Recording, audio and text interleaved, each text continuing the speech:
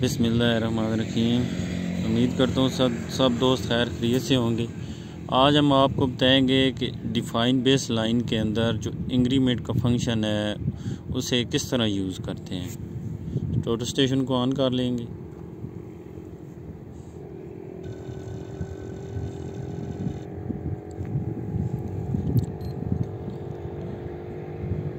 यहाँ से function change होते हैं।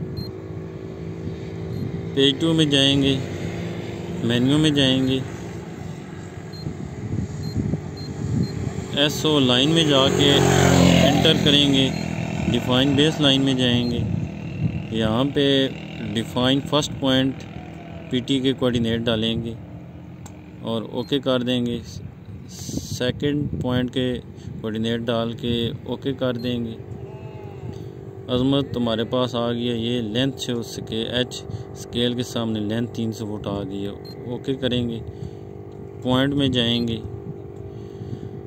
ये इंक्रीमेंट है INCR।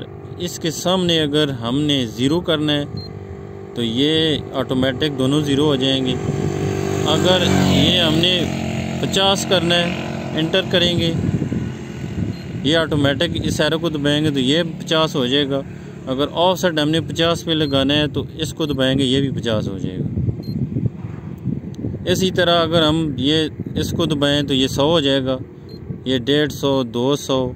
अगर इसको हमने कम करना है तो इस एरो को दबाएंगे, ये कम हो गया, 150 हो गया, ये 100 हो गया, ये 50 हो गया। वीडियो हमारी अगर पसंद आए तो लाइक करें, सब्सक्राइब करें और शेयर करें।